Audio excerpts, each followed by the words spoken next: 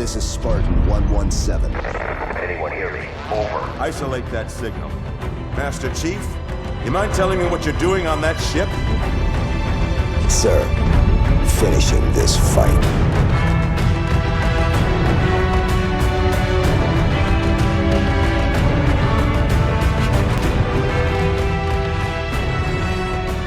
Welcome back to Finish the Fight, a Halo podcast. I'm your host, Jesse Reiners. And I'm your host, Alex Kendall. And as always, let's go through some of the updates that have been going on with, I guess, Microsoft and Halo, within the past couple of weeks. Yeah, there's been a number of it. Obviously, we're seeing some old hands coming back to Halo, specifically on Infinite.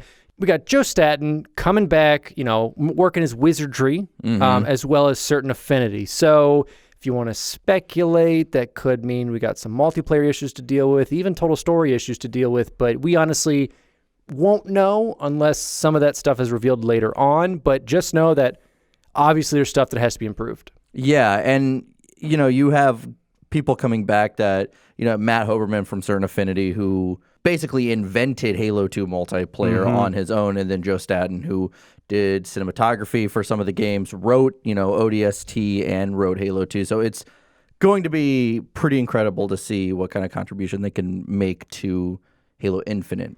But we also had some Funko Pops that had leaked that then eventually Microsoft made official and said, these are the next batch of them. Yeah, and we're seeing that a lot more just in the gaming community. If a leak comes out, just own up to it. I mean, we just had a leak with the Xbox Series S pricing at $299, which is a fantastic intro. And there was other speculations around Pringles, kind of leaking it, but they're saying it's a template. But who knows? But I love, Microsoft and Xbox's response to it. They're just like, oh, here you go. I guess this is, what it is. Yeah, because there's no point in holding off. Like, if we know, we know. The old days of PR are over. Of trying to cover up and be like, yes, but actually... Twitter is PR now, essentially. It is, and that's where you get a lot of your info to pull from, and just own it and go with it. So a little bit of info on the new Xbox, a little bit more info with Halo, but we're just going to keep rolling with it. Yeah, and with that being said, let's get into the meat and potatoes of today's episode. We are covering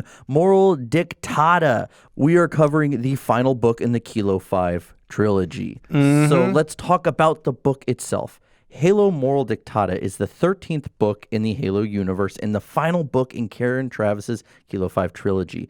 The book dives deeper into the Spartan II program and the impact it had on families whose children were abducted. It was released January 21st, 2014, and published by Tor Books, containing 496 pages. 496 meaty pages. I think this is actually one of the longest books that there is. Oh, it is. Let me tell you, audiobook-wise, it was. Yeah. A new version was released April 2019, published by Simon & Schuster, containing an additional 48 pages. Had to break that 500 mark. Exactly. Yeah, and I'll give you a little bit, little tidbits on Karen Traviss again, if you didn't already know. She is an English writer, a former TV and newspaper reporter, defense correspondent, advertising copywriter, police media spokeswoman, and a public relations manager. So as we've talked about before, she's kind of had her hands in every pot and knows kind of every side of the line, I guess you would say, from working corporate to working more that personal kind of grassroots newspaper aspect of it. So she knows her way to write some PR. She should be on Xbox right now. That's what we're saying. And she's written books, in the universes of Halo, Gears of War, G.I. Joe, Star Wars, and Batman Arkham. Yeah. So let's talk about writing the book itself. There's not too much information out there, but I did find some cool little tidbits from an interview with Karen Traviss. Traviss chose the title of the book, Moral Dictata, because she felt that the Spartans are the elephant in the room and wanted to focus on the impact that kidnapping the children for the Spartan II program had on the rest of the universe. So the phrase Moral Dictata is mentioned in Halsey's journal, but never expanded upon. So after she had confirmed it with 343, that they're like, we really, that was just something we threw in. We just started making up mumbo jumbo. She was like, awesome. So she actually she defined what Moral Dictata really is. And also, Traviss wanted to see how far she could push the two ODSTs, Mal and Vaz, to test their quote-unquote loyalty to the UNSC and Oni, which is a scene we'll talk about later in the book. Yes, and what? Let me just start this off just saying what a powerful book and what a powerful scene that Jesse's referring to. Yes. That wrapped this trilogy up in a way I never truly expected. Well, it was such a different direction than even the first two books, but we're getting ahead of ourselves. Finally, I do want to wrap this up with saying the epilogue of the book gave Karen Traviss closure. Yes, and I can definitely see that because you can see a bit of her writing of herself into a character, and I think that's really where she kind of like taps it out. Yes. At the end with just a really beautiful monologue by one of the characters that really surmises what happened in this whole book and gives an idea on really the morality of this entire project and kind of what the UNSC and Oni need to do going forward. Yeah. So with all that out of the way, let's jump into the summary of Moral Dictata. And Mortal Dictata starts in the very early years before the Human Covenant War, during the Spartan II kind of selection process. Starts about 2517 or so. And we're actually getting this monologue from Naomi's dad, Staffan Sentzke. Yep. And it's really great because it's basically this whole talk about, how can the universe kind of take this away from me?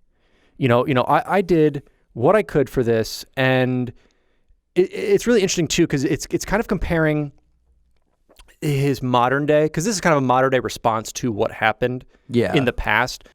But it starts with him putting together this doll's house, painting these chairs. He's all doing it by himself, painting chairs, laying these little rugs down, making this perfect little dollhouse by hand. And it goes on with a little interpersonal relationship with his wife, saying, do you think she'll like it? You really see he's a proud dad, and he just wants to impress this girl. And he goes on and on about how Naomi is 1 in a billion. She's way too smart. Her teachers think that she cheats because she knows way too much, way too fast. And it is so far accelerated. And it's such a beautiful kind of father-daughter moment of just this dad like gushing on this kid. Yeah, and it's it even talks about Naomi wanted this dollhouse, but he's a factory worker or something. They couldn't really afford it, so that's why he's making this dollhouse, because he wants to give her whatever she wants, no matter what he has to do. And that if he has to build that dollhouse, he has to do it. But it then kind of dives into, all of a sudden they're wondering, well, where's Naomi? Well, she should be back from school by now. She took the late night bus. And I remember Stefan even said, she'll take the bus. I don't need to pick her up. She's a smart girl. She can get back here on time. Yeah. Now mind you, this is, in a colony world. They have, Swedish descent. They're kind of like this Swedish part, I guess is the best way to put it. And she's only 6, but they live in like a smaller village, and they're like, she's smart. She knows how to take the bus. She knows how to get home. It'll be okay. Yeah, and eventually that panic starts to set in of like, they start making phone calls, and they're like, well, the bus left. They thought maybe the bus was delayed. They're like, bus left, and it's dropped everyone off. So now it goes into this panic mode where the parents go out and they start looking for Naomi because they don't know what to do, and Staffan even starts having this inner monologue talking about how he'll never be able to forgive himself if him not picking her up. All of a sudden she's gone missing, and he's already playing the scenarios of her getting kidnapped by some creep and whatnot. And to find out, they're both freaking out about it. And what is the next morning? She's found. Yes, I believe it's either like really, really early morning, because I don't think either of them really slept. But it was just the local police came out, neighbors, flashlights, just the whole thing of if someone goes missing. Yeah, and it was what, a couple towns over or something. Yeah, they like, she didn't know how she got there. I think she was just wandering, and someone found her and took her to the hospital. They did tests on her. She wasn't injured or anything like that. It's just, she seemed a little foggy, but the doctor said, she's perfectly fine. But this is where all of a sudden Staffan instantly starts noticing something weird. He starts bringing up like the dollhouse and this other thing that she wanted for her birthday, and she just kind of seemed confused by it. She was just kind of like, or not even excited. He's like, oh, there's that dollhouse you want. She's like, okay. Yeah, and she kind of questioned like, oh, what do you mean? Yeah. And he even brought up, because the gift, so he ends up feeling guilty and doesn't want her to be disappointed in his dollhouse he's making, so he buys her this like planetarium solar system you can scatter on the ceiling, basically like light projection. And he's like, oh, I got this for you, so she's okay. And she's like, well, why? And he's like, what do you mean, well, why? And then he starts to grill her a bit more and is like, well, do you remember what happened? She's like, no, I'm just here. And he starts to eventually start making this conclusion that this isn't my daughter. Like, this is a girl that looks like my daughter. This is not my daughter. And we start seeing conflict between him and his wife.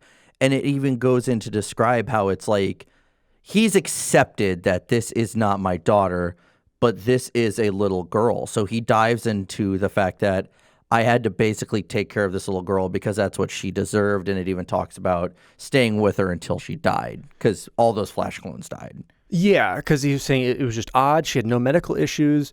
And Staffan really carries this with him because not only that, in later years, his wife ends up committing suicide over this. Yeah. And Staffan puts both of these deaths on him that, like you said, if he had just gone and picked her up, it would have been fine. And so we just really don't know what's happening.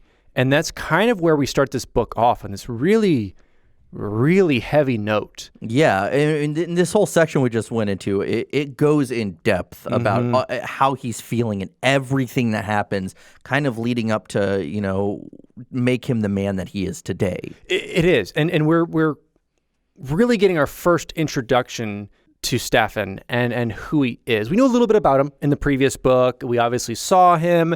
He's an insurrectionist leader. He's the cream of the crop on this planet, and he's Naomi's dad. That's kind of all we knew. But we really get this insight because he was the one that's been kind of Oni's problem for a little bit because of what he wants to do and like take revenge. But it's because he knows a little bit too much. He's a little too smart. Yeah, he kind of is. There's no lines to read between, but he even finds the lines that are supposed to be hidden and reads between those. And then we jump to present day, and this is kind of back to where we had Naomi and Mal on the ground, I believe it was. Is it either Naomi or Vaz, Naomi or Mal? I think it was Vaz. The Vaz. Either way, we had one of the ODSTs and her on the ground, and this was kind of referring back to the second book, Thursday War. And talking about they saw her dad, they saw this stuff go on, and Naomi's like, you know what? I can still go ahead with the mission. Like, let's do it. And so they try and blend in. They go to a local bar, order some drinks. They get the worst bar snacks in the world that are just these like majorly hardened somethings. Yeah.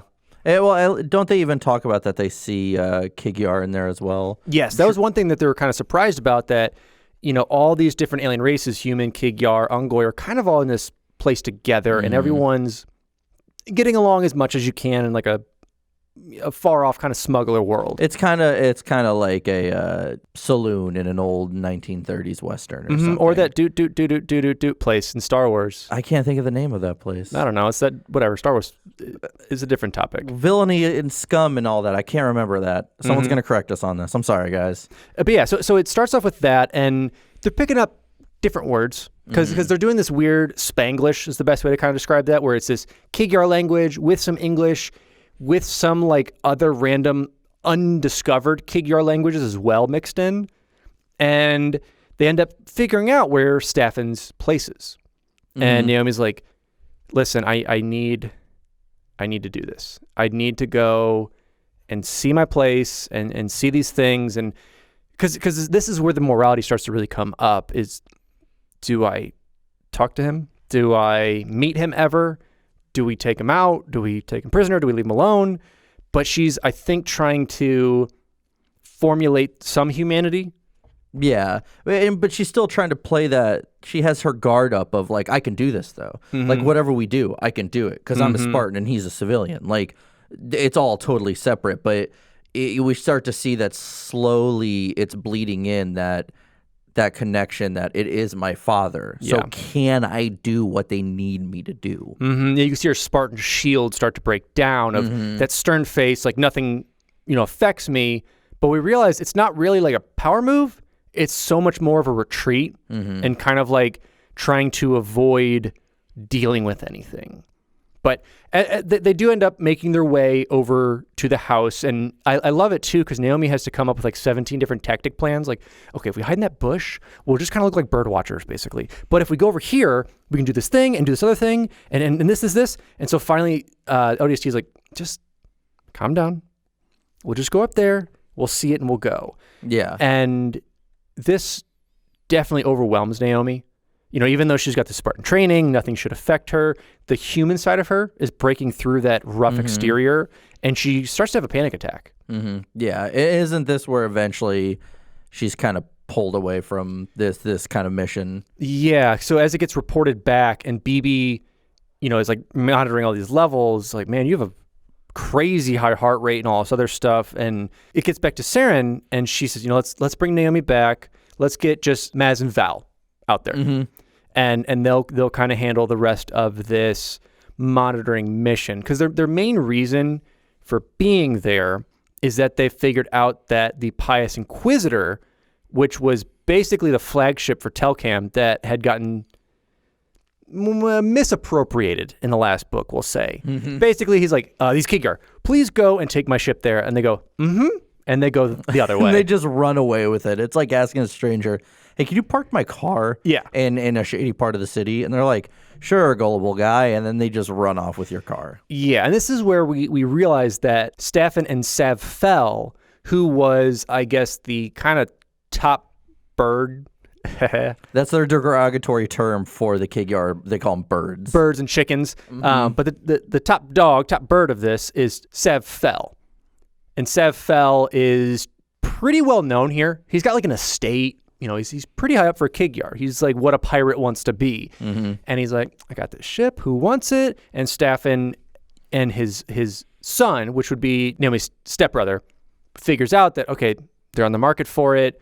We need to watch them as malinvestors. We need to watch them and kind of infiltrate. Yeah, and I love they go into Staffan eventually getting on the Pied Inquisitor, and they kind of and they go through it. We meet the Hergok on board, sometimes sinks.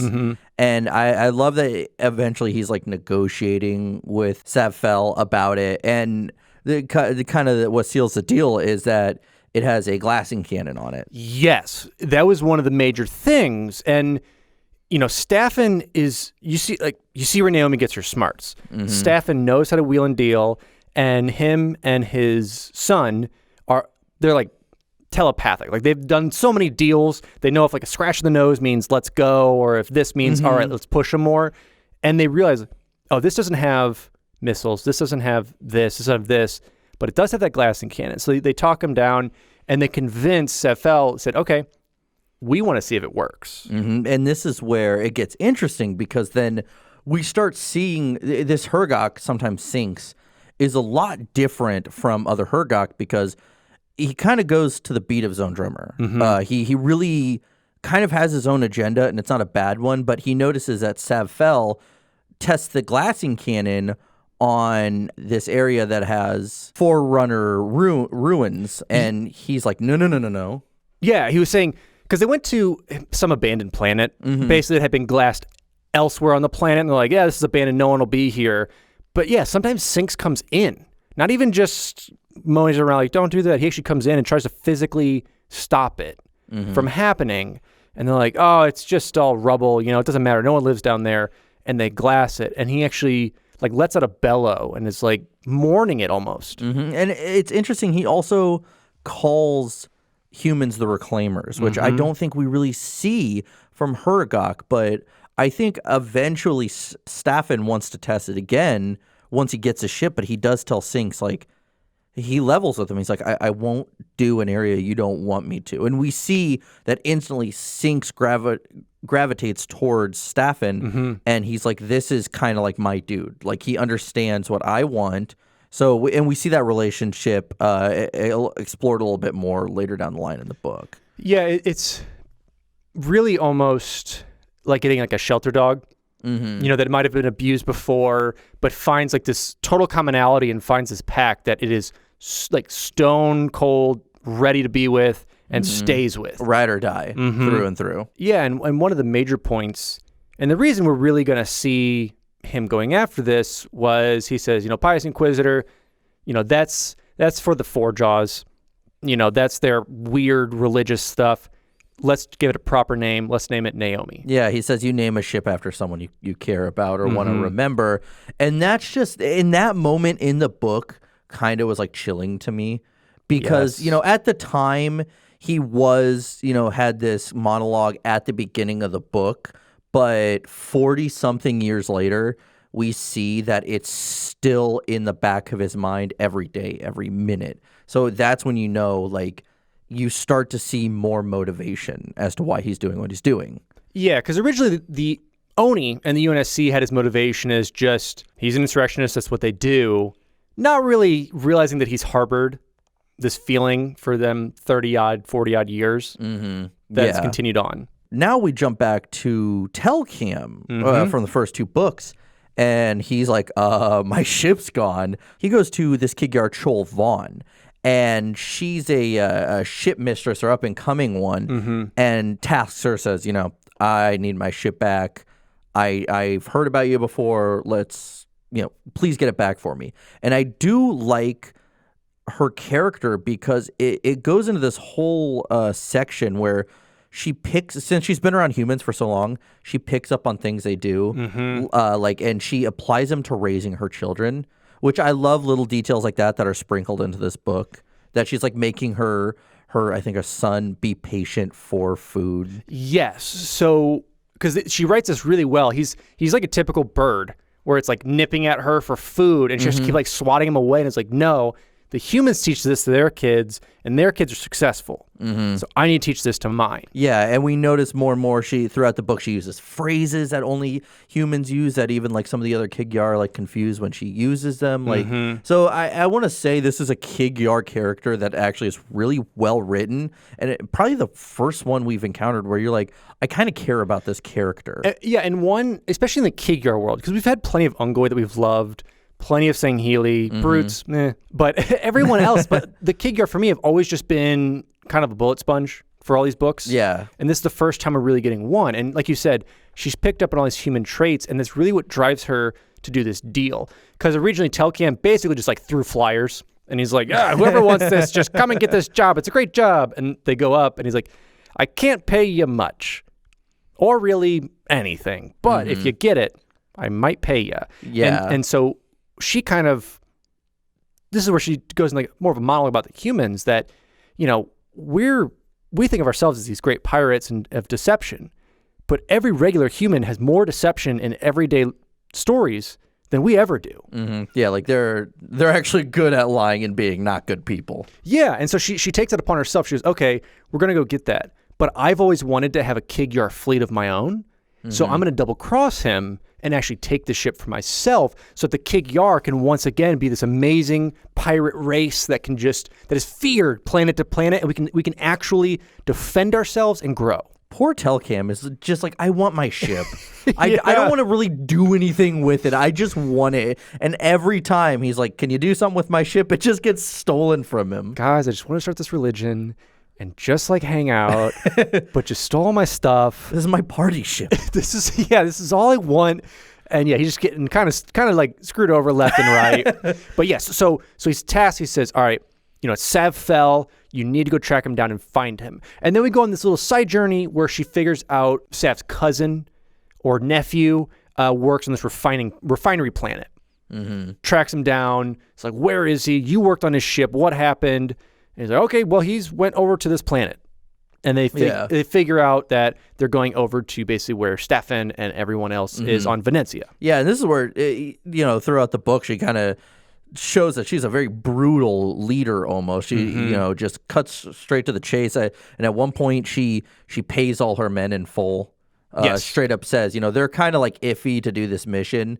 And she's like, no, half now, half later thing. Here's all your money up front. Let's go. So from the moment we meet her, she gets down to business. Yeah. And so this is then where we cut back. So she now is plotting the course to Venezia. We cut back to Mal and Vaz, who throughout this whole time have been slowly but surely inserting themselves into whatever you want to call this insurrectionist group that's there, that Staffan leads. Like they've been going to the bars and, dropping hints and like, oh, who's that guy? Oh, hey, how's it going? We're UNSC, down with the government. Yay. A little bit better than that, but. Yeah, and they do go under a lot of questioning. Like at one point, they're like, why did you desert after the war? Where did you get all these scars? They're saying like, got this scars from an elite. I'm not going to desert during a war because I'm not going to leave my friends behind. So they had the right answer for everything to kind of start winning some people over and give off the impression like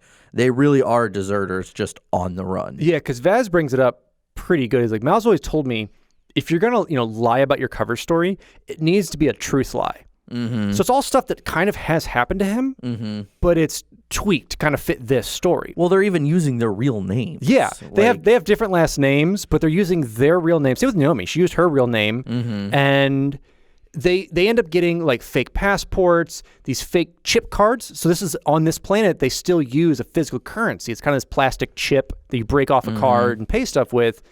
One, it's untraceable, and that's a huge thing that they're about. And so they work with Spencer. And Spencer, if you remember from the previous two, he was an UNSC or ONI agent that has been implanted in this area forever, basically. Yeah. I think it was even before the Human Covenant War he was there. Yeah, it's basically just been his job for the past 20, 30 years or something like that. So he knows how to get a lot of these supplies, get them legit, and puts in a good word because he's been known around there for a while. He's a master electrician, helps around the place. So he says, I kind of know these guys. I've talked to them a little bit. They're good. Like, let's let them in. And yeah, so that's when we go over to kind of Staffan, give them a little bit more of that grill job about who they are. Yeah, and they eventually do, they meet up with him and he tells them about, the ship now Naomi, the Pied Inquisitor, and basically says, I have this ship. I have this mission that I want to do. I don't know. I can't remember off the top of my head. Does he want to glass Earth or threaten to glass Earth? So he wants it to have a reason to do it. So he is. I don't think he really totally tells them. He hints at it because he says this is for the defense of Venezia. He's like, if we get attacked, he's like, Earth didn't forget about us.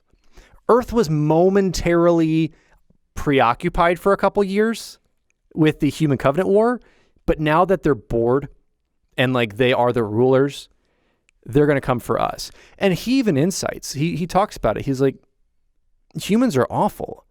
We're the ones starting this rebellion over like the Sangheili. How do you think these things happened?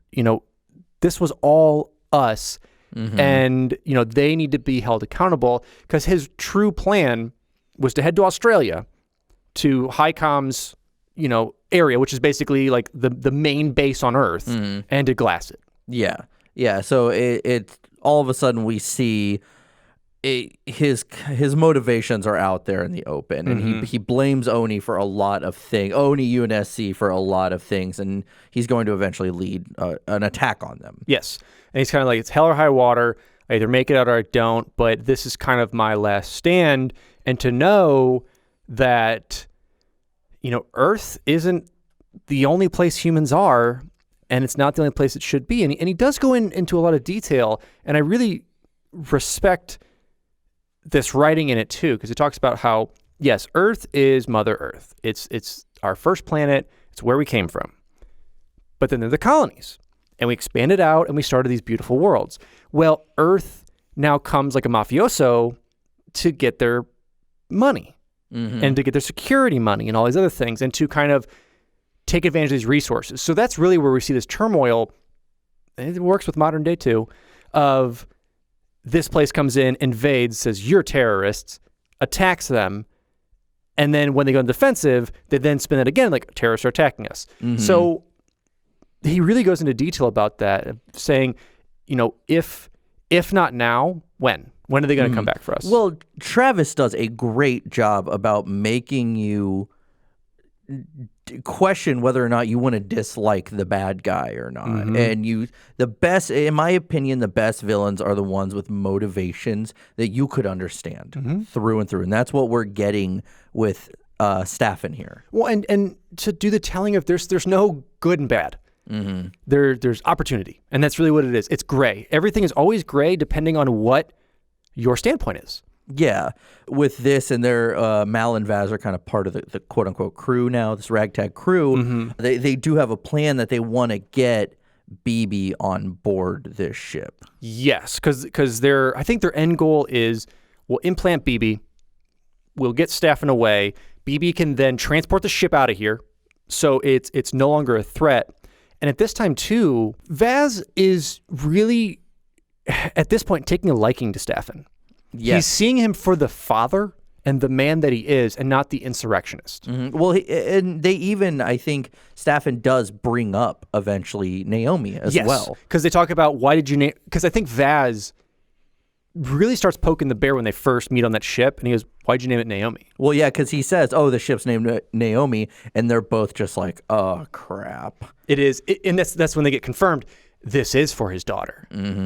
Yeah, and so unfortunately, their first roadblock really is that sometimes sinks. They're like, we don't know if we can get BB past this guy. He's a really on it Hergok. Like, this is going to be risky to even try. Yeah, because one of the things that Staffan even tells them is like, oh yeah, this is sometimes sinks. We've basically made up our own codes and changed everything about this ship, and I'm the only one he will ever talk to about anything on this ship.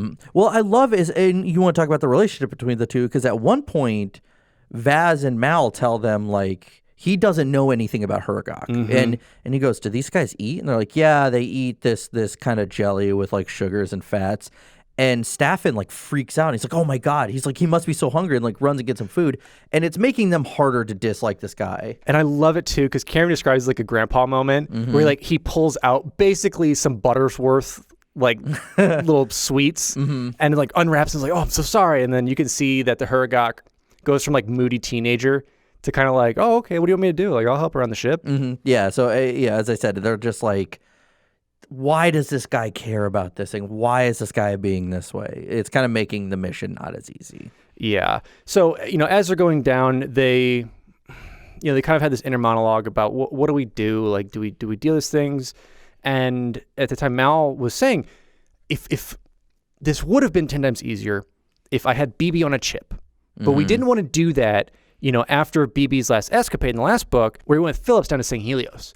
And the chip got broken, and BB went rampant in that small section. So they didn't want to risk that again, but they need something to access it. But they do decide to rip off the Band-Aid, and BB gets transferred into one of their, like, radios. Like personal comm, yeah. And they decide to just plug him in the system. Well, yeah, they basically go towards Staffan's place, and they find, I guess what can be described as like a big transformer. Not the robot in disguise, but like where your electric is. This would make this book cooler than it already is. Yeah, so they have Jazz and Bumblebee there hanging out. Now, so he plugs it in, and the idea is for BB to use that signal to kind of bounce into the ship, because they figured out the relay formula for it.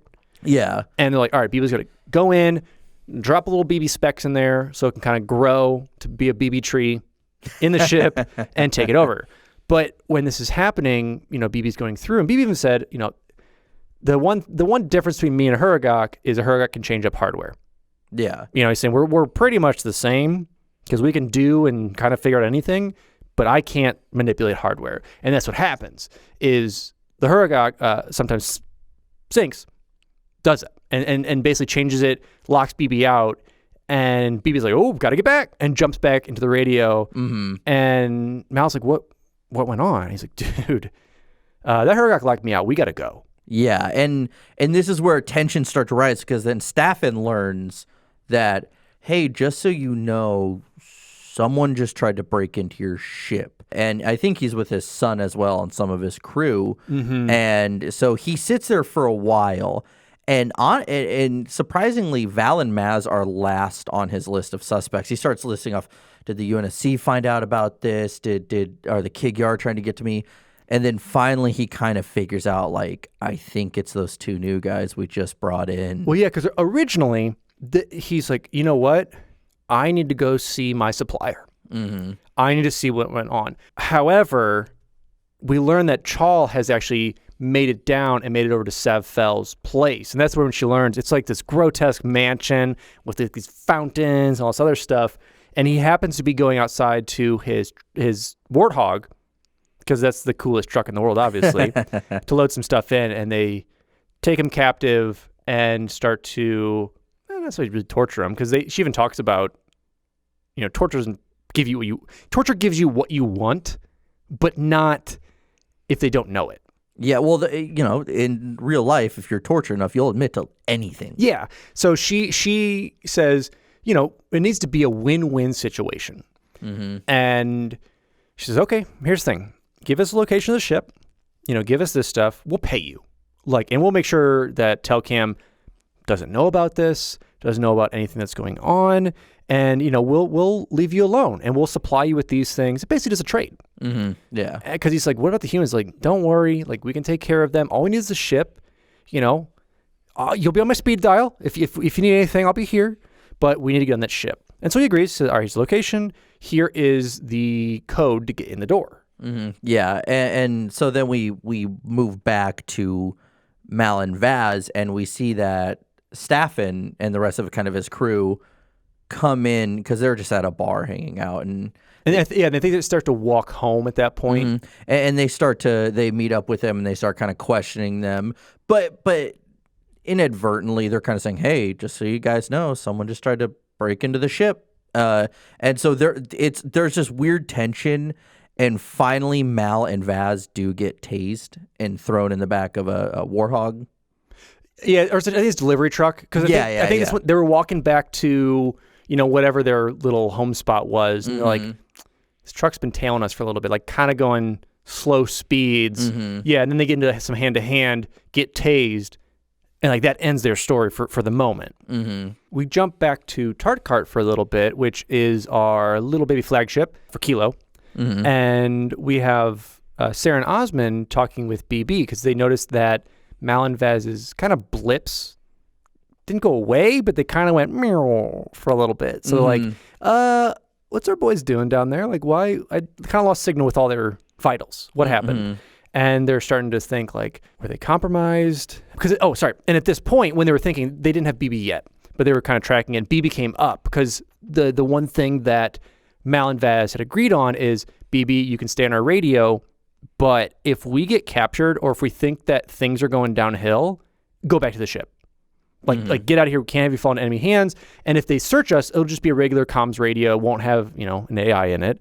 And that's when BB says, listen, they're captured. We got to go. This is where we start to realize Saren's like, so about like the rescue force and everybody else, I kind of sent Naomi and Dev, who's our pilot, to go get some upgraded Pelicans that have cloaking devices and these slip drives, so they'll be there eventually. They're kind of on their own now. But we go to Mal and Vaz, and they're now captured by Staffan, his son, and the rest of their crew. And originally we just get Vaz's point of view. Yeah, and we see that there is Staffan comes in and starts questioning him, and like, listen, don't BS me. Like, I'm smarter than that. Tell me who you are, what you're doing here, what you want. And so, again, it's kind of those half-truths that Vaz is saying, like, I'm UNSC, like, this is my name, like, I'm a deserter, I'm just trying to find my way, I didn't want to be a part of the army anymore. Well, eventually, Staffan finishes this line of questioning, and he goes, didn't they teach you to just not say anything during an interrogation? He goes, obviously you're not a deserter. You're who else is with you? You've obviously been planted here. Who else knows you're here? Because he's basically you're answering my questions too well. You already had the answers for these. Yeah, like you prepared to be interrogated. Yeah, so you already knew what to say to get on my side. And Vaz like, listen, dude, I'm here for you guys. Like, yes, this stuff is going on, but we need to figure this out. But unfortunately, this is where Staffan says, listen, nothing I can do. And his captor basically just starts beating the hell out of him. Well, I love as he says it's nothing personal, because you saw that they were kind of all starting to get along, and Vaz even says, luckily he's not using weapons, he's not using any of that, he's using his feet and his fists to just beat the tar out of me. And he even talks about he had so much beer at the bar that they were at previously that he ended up just peeing his pants because he couldn't hold it. He was trying to say, I don't want to do it out of fear. He's like, I don't want him to think I'm like scared. Yeah. But I literally, it hurts so much that I have to go. The rest of his body is tensing up and every time. And he's even talking about, it's like, I really hope that this floor is level and that I'm not like on a downward angle. Yeah. So, and he even like describes, it's just funny because eventually when he pees, he talks about, like, okay, as he's getting the crap beat out of him, he's like, all right, pee's going the other way. I'm good to go. And he's just, it dives into kind of the psychology of getting beat and tortured and what to focus on, what not to focus on, where to keep your head. It's really interesting. But I mean, you and I talked about this before. This scene is like one of those you can't stop. You can't stop reading or listening or however. No, we got to keep. I just had to keep going. I mean, because there's times I'm like, oh, I listen to my car a lot, so I gotta get in the store. But I was like, I'll get in the store in like 5 minutes. Yeah, because this scene is just really good, and it kind of edge of your seat. And yeah, because we jump over to Mal, and Mal's in a different room because they basically said Vaz like, hey, Mal might be here, he might not, who knows? Yeah. And in Mal's room, very similar story, but a little different. So this guy is a little bit more of a torturer. He's got kind of like drills and other stuff out because what they're thinking of doing is taking out his chip. So every ODST has what Spartans have the deluxe line of chip. ODSTs have the jalopy line and the junkyard chip, which is basically just, and it's kind of lore related because it's your ID. So it'll tell you if you're friend or foe. It'll tell your name if you need to be recovered or anything. So things like that if they need to find a dead body. So they're thinking, we'll take it out, we'll crush it. They can't find them. But in reality, we kind of learn a little bit more with the lore is they're indestructible. Like they're made to be that way. So if an explosion happens, there's nothing left. You can still ID the chip. Yeah. And all that stuff. So the guy's kind of gearing up with it, and he's been smashed his head into the table. That was one of the big things is he just kept smashing his head into the table. He's like, man, I really hope I haven't broken it. And then he kept checking his teeth. He's like, put his tongue around. He's like, man, I hope I don't break in my teeth or swallow them. Or he's like, no, he's just taking it easy. Yeah. And again, this is one of those really intense torture scenes. And finally, the guy does grab a drill because he's like, all right, we're taking that chip out.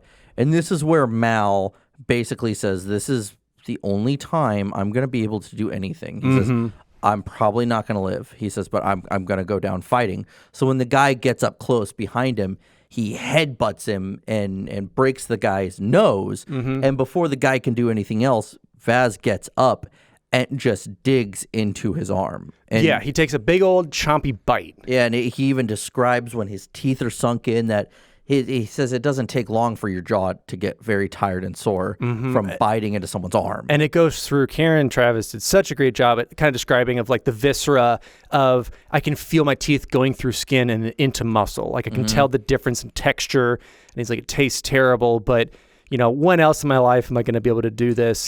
She suspiciously describes all this stuff very well. And it just goes into it. Yeah, I like what you said about they describe like you never know your jaw could ever get tired from this, and because the more you grip, obviously the more your jaw muscles are pulling, and there's so much tension. It's like it's either me or him, and I'm not letting go. Yeah, and eventually some men make their way in and just keep hitting him until he has to let go because he has no strength.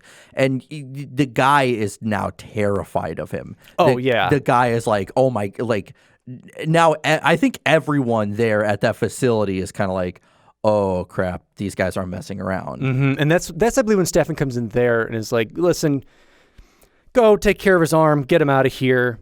And says, listen, I thought we were on the same side with this. Like, we weren't going to do anything. He's like, you're trying to drill me. And he's like, well, that wasn't our plan. That guy kind of went rogue. He kind of deserved that. But, let's talk here. And let's keep this going. And, yeah, so this is where Staffan says, all right, you know what? We're all kind of tense here.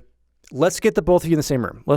You can see that both of you are alive. Because that was one of the first questions on both sides was, is he still alive? You know, he's my friend. He's my comrade. Yeah. And he said, let's get him in the same room. Let's put him together.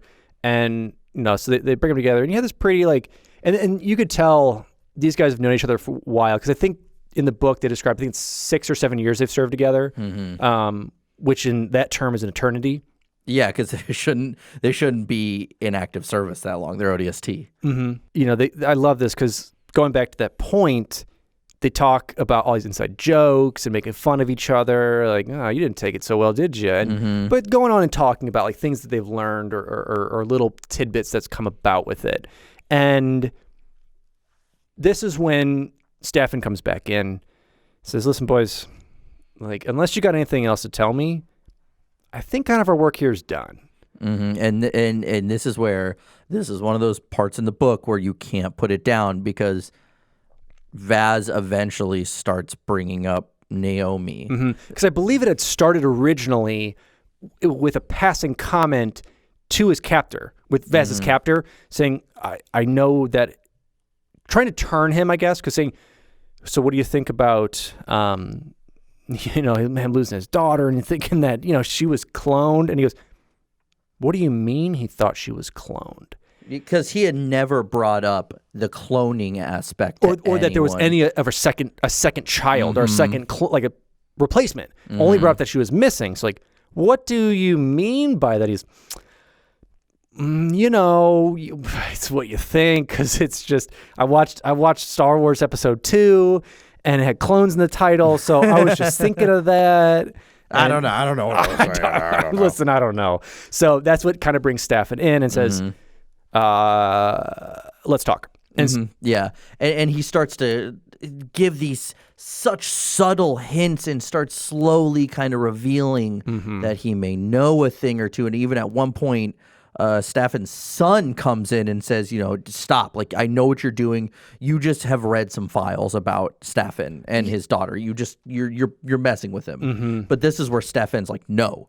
Like, you got to think for like, what, 40 something odd years, he's had no answers. So he's getting something right now. So it doesn't matter what's going on. So, you know, he's kicking his son out of the room. He's just trying to get anything he can about it, because I know even Mal was kind of, you know, worried, like, I don't know if you should be doing this. Like, yeah, because they both kind of knew he's revealing not top secret stuff, but pretty high up there. That's high treason. Yeah, like literally treason. Like, he's saying this. He's like, I have no other options. I'm going to die, or I'm going to be in prison for the rest of my life at this point. What do I have to lose? And to go back to our point with Staffan the man and the father, not Staffan the insurrectionist, Vaz has fully been seeing it the whole time. Like, he sees so much of himself in him as well, and like his family, and basically brings up, I know she's alive, and she's saved my ass more than once. Yes. And that's where really it's just kind of this, not breaking point, but really like a shift in the mood of what's going on. Because then that Staffan's like, all right, Vaz, you're with me. Like, let's go. We're going to talk about this further. And once again, Mal and Vaz are separated. But then I eventually, one of the insurrectionists come in to help Mal, because he's like, you know, you get a bathroom break. But it even goes into detail about how, like, he's obviously terrified. He has a gun on the back of his head the whole time. He's got his shirt on his collar, and he goes, you know, takes him to the bathroom, and he's noticing that Mal just kind of keeps looking around, and he's the insurrectionist kind of getting annoyed, like, why are you looking around? He's like, just passing the time, just playing a little I Spy, like, just looking around. All of a sudden, Naomi comes in and takes the guy out, because Vaz could hear Naomi kind of like trounced around the roof. Yeah, so and he barely picked it up, but like his training, he should be able to spot that when an insurrectionist couldn't. So kind of like laughed about it as well. But also, let's go back in memoriam for this insurrectionist guy, because he was adorable, and it sucked that he died, because he was one of the ones who never had any of the violent aspects of this. Like, he didn't have any part of the tasing, none of those parts, and was just like an old machine shop guy. Yeah. And like didn't really know his way around the gun, but knew his way around a little bit of combat to like hold the position. It was like, yeah, I'll get you some water. Like, I mean, whatever you want. He's like, this kind of sucks, but you know, it's kind of what we have to do here. And he's like, I don't like this any more than you do. He's like, this is just my shift for it. Yeah. And then Naomi crushes him. Well, that's always the thing. It's always the guy that's like, I retire in 2 weeks, and then he gets shot in the head by a Spartan.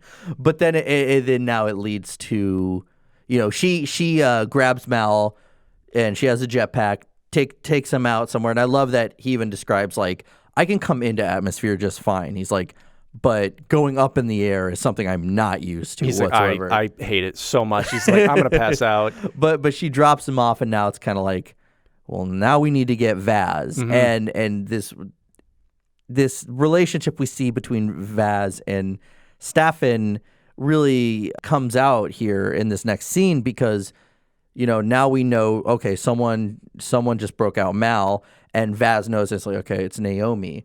And so... And before you continue, I'm breaking this because we jump back to Naomi the ship.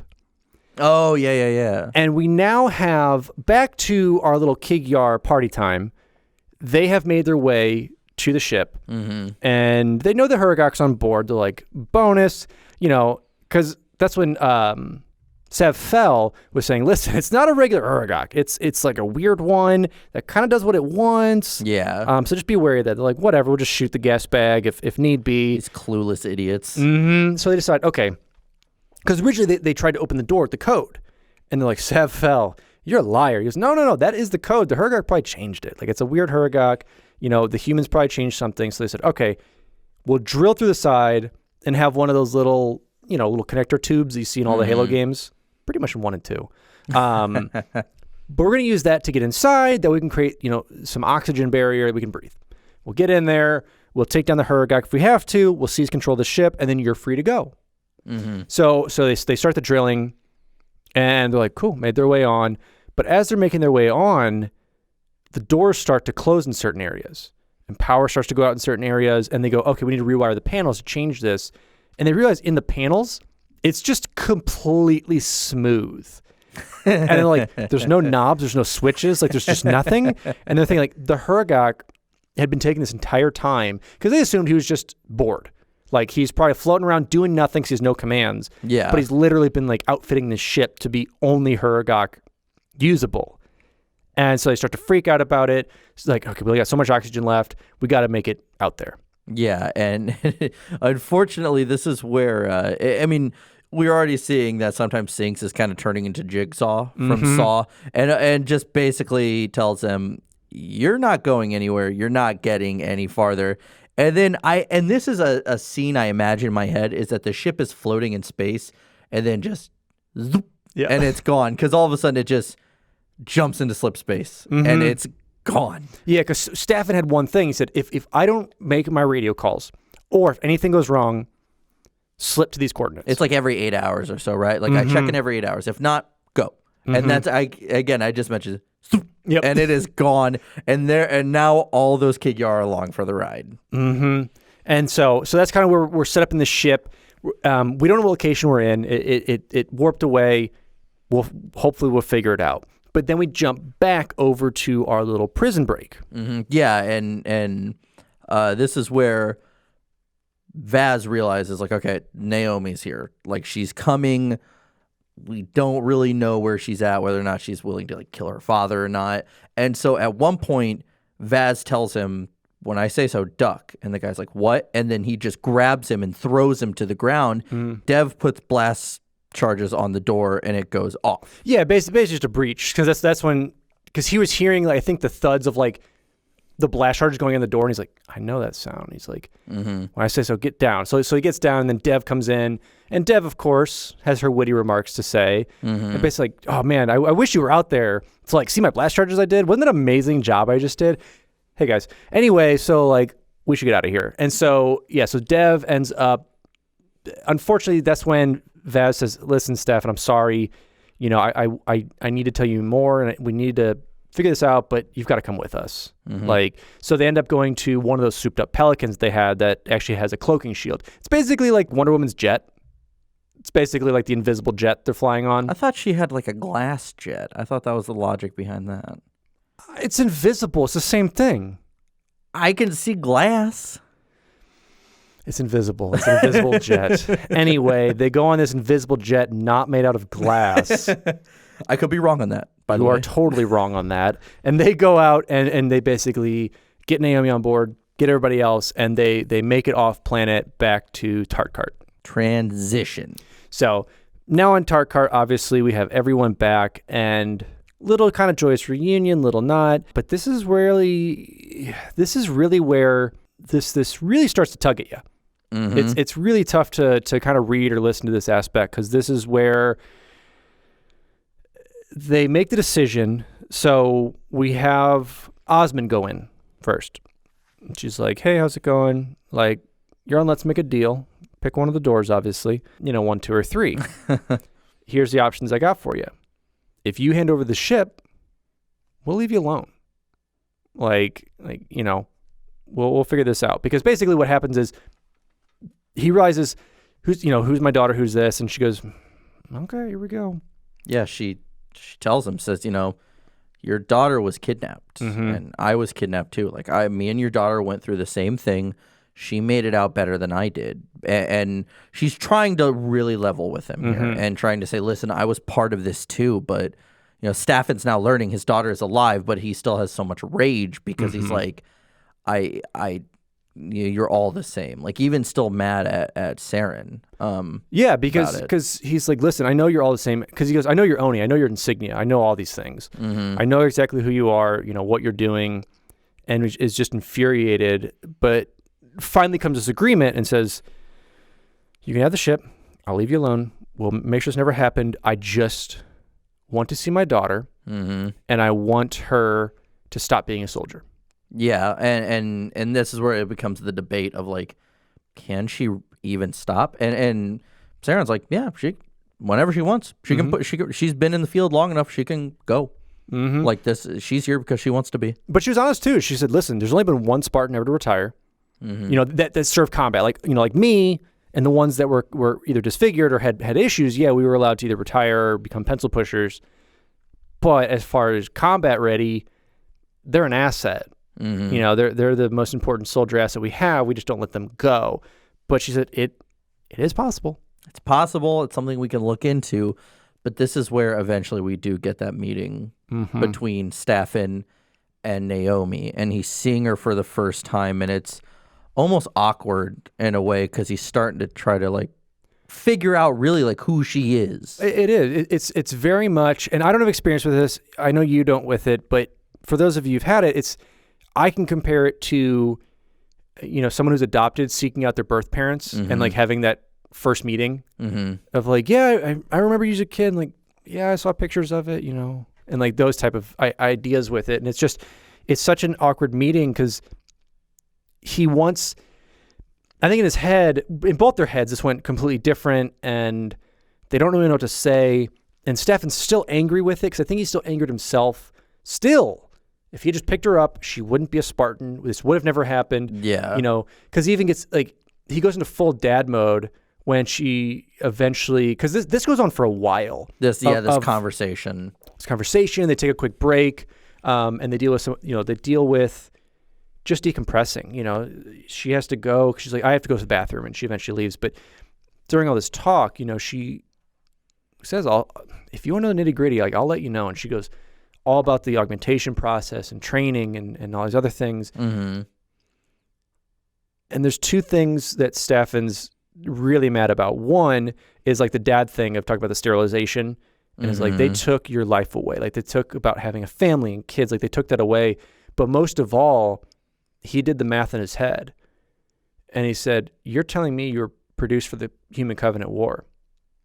You weren't taken until, you were taken in this, like, 2517. You were taken, X amount of years before the Human Covenant War, which I love in that scene is that even though all of this has happened, he instantly goes, well, that's not right. He goes, I know now why you were taken. And again, this scene is just so heart racing because he's even talking about, that Vaz guy is pretty fond of you. And she's like, it's not like that. And he's like, so what you're saying, you never want a family? You never want to settle down? And she even talks about how she herself is not really upset about being kidnapped and being augmented because she talks about, really it was It was just about seeing what we could do. Like Yes. you're given this sense of purpose all of a sudden, because you see this is when kind of the brainwashing comes into effect of them being told, like, oh, like, nope, you're good. You don't have to worry about anything else. This is all for the greater good of humanity and your brethren, your Spartan brethren and sisters. And she even tells Staffan, like, well, Halsey told all the kids that you guys knew. And he goes, who is that? And she's like, Dr. Halsey. And he's like, I'll remember that name. Because he literally says, if I ever see her, I will strangle her. And it goes into detail about literally, this isn't like just some kind of thing I'm saying. I'm going to kill her if I ever see her. Mm-hmm. And I will say we've kind of been neglecting BB throughout this. Because he's not part of the story, but he is, because Karen has written BB's character so much more into this book than the other ones. He was always an AI with his kind of witty, kind of messed with them a little bit. Yeah. But in this, we really start to see a little bit more humanity coming from him. Yeah. Well, even something we skipped is at the very beginning. Osman is being promoted to admiral. She's going to be. It's official. She's going to be leader of Oni. And he even is like telling everyone he's super excited. I think he's talking about baking her a cake and whatnot. Yeah, he actually ends up getting the Huragok to make a cake. Yeah, because I mean it's just one of those things. He's excited about it. He's like, this is what it's been leading up to. Like, congratulations. Like, so he really is. I've always liked him, but this book made me just be like, he is a great character. Written in as just so much more. And I think one of the more caring AIs, like Cortana, in that way, that actually cares for the people that's with him and genuinely hates humans, but has come fond of this pack of humans that he's dealt with this entire time now, and is even starting to have some human-like qualities. Because there's times when they're talking about the infiltration plan, and he starts to think of it in human ways, like counting eggs. And he's like, why would I ever think it like that? Like, that makes no sense to me as an AI to have a human phrase like that. Yeah. But bringing that to our central thing, as their talks continue, BB kind of plays counselor to everybody throughout this. Like, he talks with Vaz and Mal and is like, dude, you went through a lot. Like, me as an AI, I would do exactly what you did. He's like, and this is a motif that BB kind of continues the rest of the story of, like, I'm going to die soon. Yeah. And I don't want to be a machine. Like, I want to be someone. And coming with that is the knowing of right and wrong. And what happened to Staffan is wrong. And what we need to do is set it right. So he kind of plays counselor with everybody and kind of just taps into it. Well, yeah, because then eventually, after the meeting with Naomi and her father, Naomi starts talking to BB and is like, is there a way that you can help me access suppressed memories? And so he does eventually, and this whole thing is super rough to read or listen to. He eventually helps her access the memories of when she was kidnapped by Oni. Yeah, and it's very much like a game replay where you're like having like a commentary of this go through and like have some parts be replayed, because as it's going, you'll have present day Naomi going through and be like, you know what, I kind of do remember that woman's voice that was in there. I remember like a woman picking me up with this, and like remembering these facts as BB's pressing into it, because I think really only Spartans can have this with that neural implant that's specifically for smart AIs to kind of go through and access that. Yeah, and as she's remembering these memories, she remembers at one point she wakes up from being sedated and fighting off these Oni people trying to kidnap her, and it's just this really dark thing that happened, describing a child who's scared and alone and eventually finding herself in the Spartan II program. And again, it's really hard to read or listen to, because it's describing a child's anguish and fear. And to show like how close she is to Staffan, of even saying, if only I had not gotten off on the wrong bus stop. Because she justifies it here, and we realize why. She got one stop off ahead because there was less streetlights around, and she wanted to see the stars. So she wanted to walk home looking at the stars, and it was only, I think, like a 5-minute maybe extra walk, really. It wasn't much at all. But it would see that. She goes, if I didn't do that, I wouldn't have caused all this. So yeah, she eventually goes and meets back up with Staffan and kind of has like this goodbye. At first, what she's kind of saying is like, you know, I access these memories. I kind of know what really happened now that day. I don't know if I'm ever going to see you again. So this is probably goodbye. Yeah, because when she first came back, he asked, "Are you ready to go?" You know, thinking like, you went and saw the memory, how bad it was. You know, you loved our family. Let's leave, because they said you could leave. And we should leave. And she's like, I don't think I can do that. You know, I don't think I'm ready for it. Like, I need to serve my purpose. Because I think at this point, too, they'd already figured out the location of Naomi the ship, or Pirate Inquisitor, and are starting to make their way there. So they're kind of like, because they had said, we're going to breach it. Naomi, you and Mal, I think it was Mal with this one, are going to breach the hull. And you're going to make your way through into, you know, the ship and get through and take control of it. Yeah, well, BB even pops up and says, actually, this may not be goodbye. And that's when he says, Staffan, we need you. You're the only person who this Hergok will listen to. You need to come with us, come on board. We're all going to be friendly. We're going to get BB in the system and lock the Hergok out. Yes, and then we'll take control of it. We'll vent out the Kig-Yar. And then, you know, you can go your merry way, we'll go our merry way. And Staffan's like, I don't believe any of that, but I'm not leaving without my daughter, basically. Yeah, or, you know, I'm not going to let her go in harm's way and not be a part of it. Yeah, even though it's like ironic. Like, he's like 70 at this point. Yeah, I think he's in like his early 70s. And they even talk about he's not really like an intimidating guy. Like, if you look at him at first, it's only like when you start to talk to him and when he like starts to interrogate you that you know he's kind of like crazy and psychotic. Well, and you can tell like he means what he means. Like, that's the thing, is like he has power behind his voice. He's been searching for this, and this has been his drive. And now that like this is happening, he's like, I'm not losing you a second time, basically.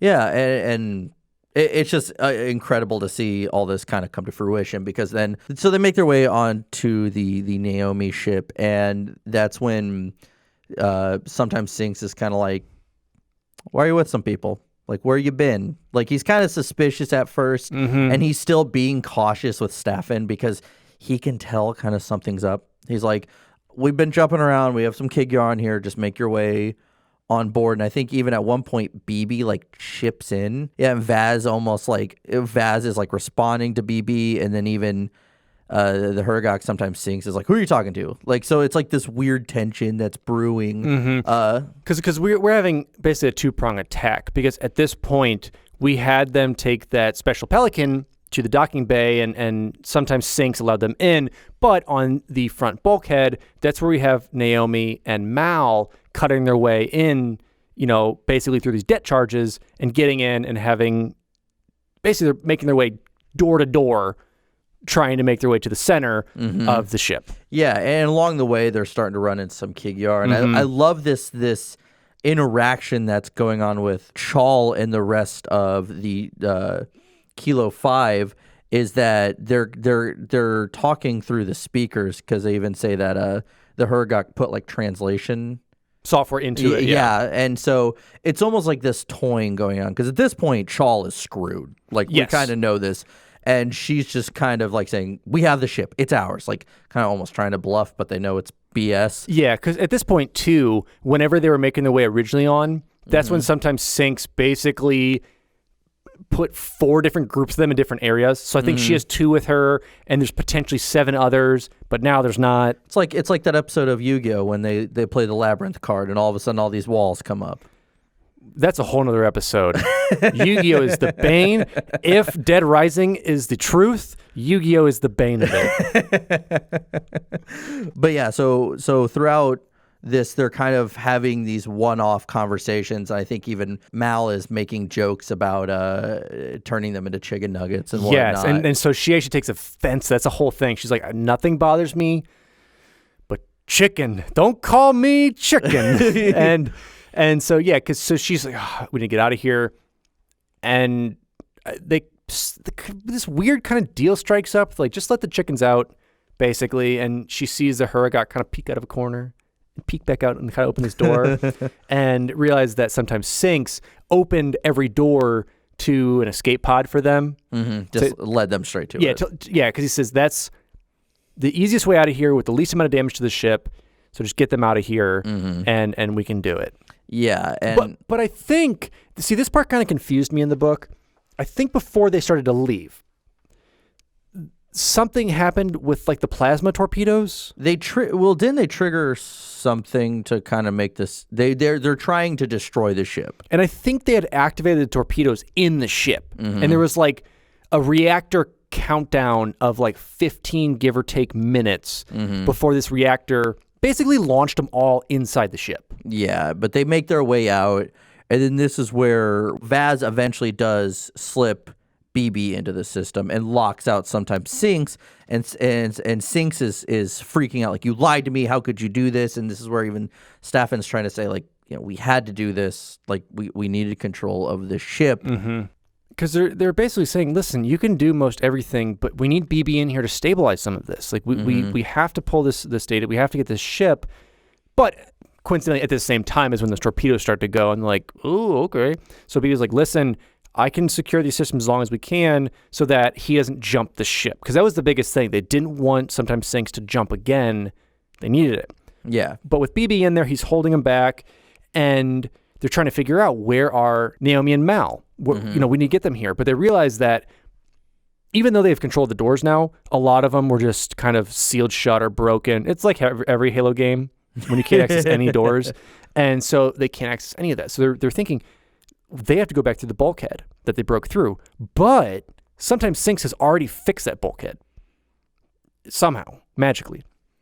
And so like, okay, well, we need to get out of here. Like, they have to figure their way out. Maybe we can pick them up. And that's when, you know, Vaz and Staffan have this heart-to-heart, just kind of like the same talk. Like, we need to get out of here. He's like, I'm not leaving without her. Like, there's no, like, once again, there's no way I'm losing her. You need to go. But Vaz heads into the ship because he's thinking he can make his way through to kind of help them. But he's like, what if Staffan just leaves with the Pelican and we're stuck? And so he like sprints back, and like to his surprise, he's like, I don't see him anywhere. And so originally the Kig-Yar had brought 2 Spirit dropships on. Yeah. And so he, lying, said he had no idea how to operate alien tech, is in the Spirit and makes his way out. And he's like, I'm going to ram it. I'm going to do whatever to get Naomi out. And Vaz says, can't stop you. And yeah, before they leave, Vaz makes a promise to Staffan and says, I'll take care of your daughter. Yeah, because Staffan knows. He's like, I'm not spending the rest of my life in an Oni brig. You know, I'm not doing this. I'm not doing that. I'm getting out of here. I'm getting out of here. I want to see my family, because he started that second family. Yeah. With you know, having a stepbrother to Naomi, but having a son, a daughter, a granddaughter, and all this while going way back to that beginning when he's making that dollhouse, he's making the same type of dollhouse for his granddaughter. So it shows the love that he has for all these people. And he basically says, I'm not leaving without her. And Vaz finally says, listen, man, we've got her. Like, you know, I'm going to take care of her. We're going to get her out of here. That's my promise to you. I'll take care of her. She's fine with me. And so at this point, Vaz, you know, starts to get out because Tarkart and Dev is like, dude, we got to get out of here. The ship's going to go. We got 15-ish minutes. And I think even Staffan says in the kind of like an inner monologue later, it's like between 14 to 19, like give or take, depending on like what the reactor is in there. And so they make their way back. And, you know, as this is all going on, it kind of gets muddled in translation, I guess is the best way to say it. But Vaz says, we got to go. So he leaves. And Staffan says, I'm not leaving until Naomi's safe. Well, during all this, they basically are able to get a dropship in, open the hull somehow, and get Naomi and Mal out with that. But in transition to that Pelican, Vaz tells BB, he's like, hey, man, I need you to do one thing for me. Whether Staffan lives or not, and I'm hopefully, you know, because he's not. He's in a, you know, spirit. They don't have a slip drive. He's not going to get far enough away from this. I think it was like a 10-mile detonation or something like that. Yeah. Like, there's no way he gets away from this. Please send him this file so then he can send it to his family so that they know he's not crazy. And that he didn't Naomi them, basically. He didn't like get taken or abandoned and they don't know what happened. It's going to give the whole family closure. Well, that was the whole thing was that his family kind of thought he was crazy about it because he has this new family, but he always was bringing up Naomi. So this was to be like, hey, show his family that he was right after all these years. And that's when BB goes and visits him and talks, like, is talking to him through the comms really quick. And he's like, why are you doing this? Like, why would you do this? And BB's like, I'm going to make myself forget I ever did this here in a minute. Which if you read anything in this book, if you skip everything, this monologue by BB to Staffan is probably my favorite portion of the book. Because basically, so Staffan's in the spirit and a little like, bloop, bloop, comes up. He's like, "Whoa, what is this?" And he's like, "Oh, you're in everything, aren't you, you little robot?" And he's like, "Hey, Vaz wanted me to deliver this file." And Staffan's reading it, and it's reading like super top secret, all this stuff. And he's like, it's all about Naomi's process and the Spartan process and who Halsey is and like all these things. And he's saying, why are you doing this? This isn't it. And he goes, beautiful. I'm going to butcher this monologue, so go read it, go listen to it. But basically just summarizes it and says, listen, just because I'm an AI, I'm basically not human, doesn't mean I can't have that same thought and know what right and wrong is and know what good and bad is. Yeah. And he says, I want you to take this and I want you to handle this. And that's when he kind of notices, like, Hergok's been busy in here, hasn't he? And he's just like, because he was saying that at first, like, you're not going to make it out, do this. He's like, Hergok's been busy. And he goes, so use that, basically use that slip drive, use it, and that's when, like you said, he goes, listen, I just want you to know these things, that they do care for Naomi. Like, she's in great hands. And you'll know that basically this version of me that's here, I'm going to wipe it and wipe that I ever thought about seeing you or coming to this ship or knowing about that slip space drive or knowing about the file. Yeah. So just know that. It's mum's the word, essentially. And so the, Kilo-Five makes her way out and then the ship explodes. And it's kind of like everyone else just assumes, like, they're, Staffan didn't make it. Yeah, like, there's no way. Staffan, it kind of moves on later, and they're all back on the ship, all starting to finally unwind a little bit because they've just been through 3 books of hell, essentially nonstop. Yeah, and so this is where we kind of wrap that up, and this is kind of that kind of post-credit type deal where, like, oh, like the big crescendo's done, and now let's kind of unwind the book. And so we're in Parangoski's office, and she's debriefing Osmond on all this and saying, listen, like, what happened? Because I love that Parangoski doesn't really care that Staffan knew about the program, because she's loving that Osmond is tiptoeing her way around, but also being pretty brutally honest with it. She's like, she's going to make a great admiral. And just the way that she does it. And she goes, and she needs to figure out not her own morality, but her own way of running this. And if that's doing trades or doing what you got to do, I know she's going to do well. And then she even has a little heart-to-heart with BB talking about that and is like, you're Osmond's AI now. Like, you need to take care of her and do everything for her and those people. And I love in that conversation, BB asks, like, the brain that I was donated from, did you know that person? Were you friends? And Parangoski even says, yeah, we were friends. Do you want to know? He says, nah, doesn't really matter. Yeah, and I really like that because this whole book is really about finding yourself and understanding your past and who you are. Because, obviously we had that with Naomi, kind of reading her file in the last book and kind of losing it a little bit about it all, again, that shell shock of it. And we're going to see that actually coming up with Osmond herself. Yeah. She ends up almost nonchalantly being like, I'm going to read my file. Yeah, because throughout the first 2 books, it was, I have been able to read my file. I refuse to do it. I don't want to do it. What good is it? And then finally, she's just like, BB, let's do it. And so this is where she finds out. It's BB reading it to her. Yes. And he's watching how she reacts to it the whole time. He'll stop and watch. But basically, we find out that Osmond didn't have a good uprising whatsoever. Her mother was a prostitute who neglected her, and multiple times neighbors would see her eating trash just so she could eat something. Yeah. Her teacher at school kept calling, the DCFS of the Child Protective Services, of that time, but really nothing kept happening. Yeah, she even said, because BB even brings it up, it's the cycle. You go away for a little bit, They don't prove anything. You'll go back to mom. And and it was like a cycle of like 3 or 4 times it happened. Yeah, and they even said, Dad, don't know who Dad is. But the craziest part is that they then said, or BB tells her that they didn't even clone you. Yeah.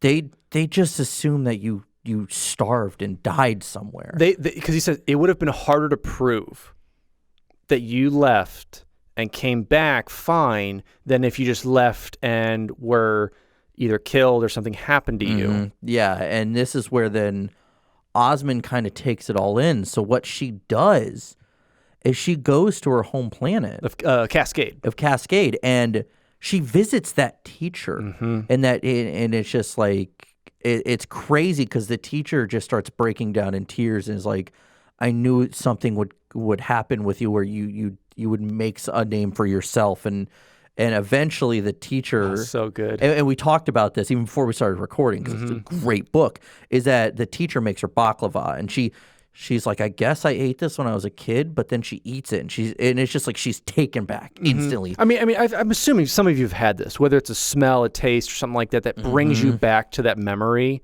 Like it's instantaneous. I think it is a oddly very undescribable feeling. Yes, it's an out of body experience. It really is, and so this is what happens, and we kind of do get this closure in a way because Sarah knows, kind of like, wow, like the Spartan Project really did do something for me. But before she even met with her teacher, BB says, it appears that in a way Halsey saved your life, but don't stop being mad at her. Don't stop hating her.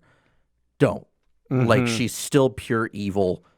Don't let that, paint a brighter picture of her. And then on the same planet, because basically she's saying that we got 2 weeks off, we're going to Cascade. Like, we're going to hang out. It's a pretty cool planet. So Maz and Val go planet side, and they do, I love that they talk about this. They basically try and do what every ODST tries to do when they have leave, is just get way too drunk, eat way too much food, and wake up next to someone who you don't even remember talking to. Yeah. And so they go out, and I think Mal's ordering them like fancy drinks. Like they're like cocktails, and Vaz is like, when have you ever had a cocktail? He's like, listen, man, this is fancy. We got to do as fancies do here. And he's basically saying, like, by the time you've had 3 beers and you're under the table already, I'm sipping on my 5th one of these. And like, they're poking fun at each other, but Vaz, you can tell, still is harboring something. And they have this heart-to-heart where Vaz is like, listen, did I do right? Is what I did right? Like, should I have told him? And he goes, I don't care about the court-martial or, anything that might happen because of this. He's like, but as a human to another human, did I do right? And I think Mal basically surmises it up and says, man, I don't think I could ever do what you did, but you did what we all should have done. Yeah. And basically brought that up, and, they have this heart to heart, and that's when Vass says, all right, if I was any drunker, I would be crying right now. And Mal says, well, then you haven't been drinking enough. Exactly. And then I love it too, because then they have this little like laugh, and they go to like another like bar and restaurant. It's noon, by the way. I want to point that out. I remember the time signature in this, and they're talking. It's like, it's only noon. Like, wait, keep going. We gotta keep going. They've probably been drinking from the night before and just going and all like 72-hour banger. And so they go back to Port Stanley. Everybody's recovering, and they talk with Naomi. And going back a little bit, she, I think, was still handling a lot and was like, no, I don't want to go. But I love this moment back on there because they end up having one of, I guess, the soldiers. I'm trying to figure out like what military presence there was on Cascade, whether it's like police, soldier, comes on, is like, are you Vaz? He's like, yeah. He's like, I got a package for you. Vaz is like, I don't know who sent this. Like, I've been gone for X amount of months. Like, maybe some of my old like platoon sent me something for fun, and just got to me because obviously we're slipping through space, so it arrived at some random planet. But then he realizes on the cover, it's not addressed how someone in the UNSC would address me. I forget the exact way that they put his name and rank, but he's like, that's wrong. Yeah, and so it's from Spencer's name. And yeah, it's from Spencer's alias back then. Yeah, and so he's automatically like, what's going on? And he opens the package, and it's a small chair. And it's great because then it's just so I think it was 3 things total because this thing rolled out and it was like this little kind of like black dome thing. And then that little chair and a note that says, I keep my promises. Yeah. And so then Vaz goes to Naomi's room and he says, I have something for you. And he puts this dome thing on the table, and it's that little machine that projects Constellations this out. constellation. And Vaz just puts his hand behind his head and lays on the ground. Naomi does the same thing, and they just watch the constellations. And that's the book. And there's a little bit of a prologue. Yeah, but that wraps up really our Kilo-Five story, and I cried a little bit at that scene. Dude, I cried a lot through this book. I'm gonna be honest, man. It was a tearjerker with it, like especially the audiobook, like having someone read that and like go into emotions. Man, like I'm blown away. I'm so impressed with this book. I mean, take away just the Halo aspect. If this was just a sci-fi book that we've been following. It's so well written. Yeah, and then the prologue the prologue now goes into, if you're listening to the audiobook, you hear that it's BB's voice. And to find out BB was a neurosurgeon and a psychologist named Graham J. Albin, and he worked on the Spartan II project. And he killed himself. And so going back a little bit, because this goes to the conversation with Parangosky and BB. She had asked Parangosky at first, and then asked Osmond.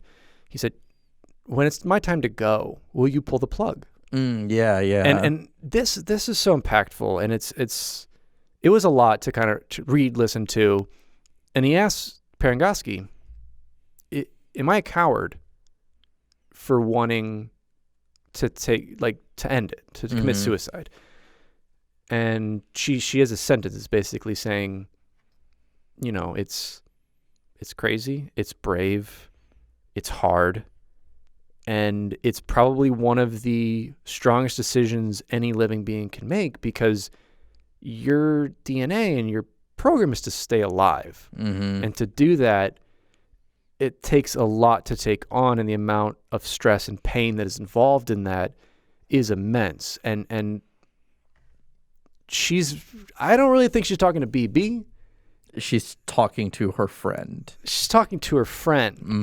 And she even talks about a little bit on the aspects of him that, he was a caring person, these other things. And in that last monologue, the opening and closing monologues are beautiful in this book, but in the last monologue, just talking about how he can't live with doing this to people. Yeah, it's his suicide letter, and basically saying, we violated human rights. And he said, I'm going to kill myself in the way that best preserves my brain. Yes. Make it. He said, make it into an AI that helps people. He said, I need to right this wrong. And that's what, he says, this is what's going to happen now. Yeah. And it's a very heavy end of the book, but it's so well said and so well done and didn't need to be there. And I'm glad that was there. And I'm really glad that's what wrapped it up. Like both bookends that ended it with Vaz and Naomi sharing this moment together, like pretty much knowing that Staffan's alive. Yep. And listening to BB's donor and his suicide note, and just the true impact of war, and kind of the true impact of the virality and the intensity and the rage of humanity that it brings on itself. Because that was also a really big thing through these books, was talking about Spartans weren't made for aliens. They were made for killing other humans. Yeah, and the amount of impact, and you have Vaz throughout all of this just hating the idea of it. But even at one point, he even brings up, he talks about Mendez. He goes, I chewed out this old guy for being a part of this. He goes, but lately, every time I'm asked about this, I have to keep my mouth shut. And he starts to realize, I'm part of this. I'm part of this exact machine that did this. So he kind of comes to terms with the idea of, like, I'm not too terribly better than the rest of them. No, like what makes me on a higher plane? When in reality, because that was the thing they talked about too, was this wasn't just Halsey. This wasn't just her or Mendez doing this. There had to be hundreds or thousands of people who allowed this to happen. And there had to be billions of dollars, if not trillions of dollars, funding this. There had to be people looking the other way while signing the checkbooks. Yes. Like, so it really does dive into that morality and just overall, like, what was for the greater good. Yes. Really. But before we dive too much into what we felt about this book, let's wrap up a few things. Release versions, we had the hardback cover, paperback, along with audiobook. What does this do for the lore? Really, I think first is that we see a bigger impact that this had on families. Yes. Because Staffan talks about he met up with other families. Yes, that was one thing we didn't cover with that, but yes, Staffan, I forget, it was another boy, but met up with that family and like stayed in contact with them and kind of had them as part of the resistance as well, because they kind of had the same exact situation happen. Yeah. We also learned that Kig-Yars may sometimes pick up on human characteristics. Yes. Like Chal did. Staffan eventually started a new family. So when we learned about him in the previous book, it was just like they kind of painted this really grim picture of him. They saw him just standing off in the distance with a Kig-Yar, and he just kind of looked menacing. But then this book starts off as he's making a dollhouse for his granddaughter, and he's talking about his new family after he talks about his losing his daughter. We also learn of BB's human origins. We learn who BB was. And for me, something that really stuck out was just more insight into Naomi and Saren's background before they were abducted. Like, Saren was, she had a broken childhood. She was from a broken home. And this Spartan program really, put her on the opposite end of the spectrum of what she could have made of herself. Yeah, I think it did excellent in that. And I love these books. Very similar. I know some people didn't like it. Some people loved it. Going back to Cult Protocol, where it's a story that doesn't have to be told. Like, yes, that this did have some impact, obviously, with Jul Umdama and a couple other aspects really starting that. But when it boils down to it, it's really just a really cool side story Great side story. That needs to be told, but that didn't have to be. Yeah. If that makes sense. Well, you see, it's like, we need to learn about the Forerunners because we'll talk about this in a second. Like, that's something people really wanted. But then you just create this whole story arc around this secret Oni squad. And again, some impact that was going on with Halo 4 and whatnot. And I think it was amazing. Yes. But let's talk about the general reception and reaction of the book itself. So the Kilo-Five Trilogy was being released around the same time as the Forerunner Trilogy, written by Greg Bear, and was a stark contrast compared to it. While Bear's novels told the story of an alien war over 100,000 years ago, Travis's novels told the story of humans dealing with emotions and moral ambiguity during a tense time in the Halo timeline. Moral Dictata, without a doubt, is one of the most grounded Halo novels to date. Even Polygon's Brian David Gilbert recognizes it as Halo's best series of books. So really quick, we always have to go over the reviews. Goodread users gave it a 4.1 out of 5. Audible users gave it a 4.9 out of 5. Which I believe is the highest for Audible and for Goodreads, I think, for Halo books. Yeah. Amazon users gave it a 4.3 out of 5. One Walmart user gave it a 5 out of 5, and one Thrift Books user gave it a 5 out of 5. I love that. We're going by Thrift Books users reviews from now on. So if you want us to do stuff in the future, just review it on Thrift Books, and we'll know. And as always, this is where we sit back, relax, let our hair down, and we talk about what did we think of this book, and I guess really trilogy as a whole. Yeah. So Alex, please, as always, start us off. I'll start off with the trilogy, just to kind of give a synopsis of it. Going into the Kilo-Five Trilogy, just knowing tidbits of it before this, I'd never read the trilogy. It just seemed I thought it was going to be like a spy trilogy. Yeah. Just kind of like implementation. Go in. You read the synopsis. And yeah. It's like secret Oni agents. And that's kind of what it was pitched as, was like, this is where they go behind enemy lines and take care of the baddies. And like, that was my picturing of it. And the first one held up to that a bit. The second one had a little bit more of that ambiguity into it and a little bit more of like learning the characters and kind of what's really going on and mess ups and some positives. And then the third book really deviated from that entirely, but I think wrapped it up better than I thought it would. Mm-hmm. Originally, knowing, obviously, if you knew the other media that we've covered, which is kind of in the future, but some of it's not, but you kind of figure out what happened to, Julum Dama and some of those things. But the rest of the story, you just think, oh, they'll get the ship back, they'll capture him, blah, blah, blah. Going into this and having Vaz be such a titular character in this and to cause such a turmoil and to break expectations a lot of times, I didn't think they'd really tell Staffan that much. Going into it, I thought it'd be like a passing by and then a tragic death and we'd continue on. Yeah. But to have such a sweet ending that in a way is stereotypical, but what endings aren't nowadays, but just did it so well. And to pull so many different emotions, from a bit of anger at certain points to, like you said, like tears. If you can tell a good story, like that's what gets people. Mm-hmm.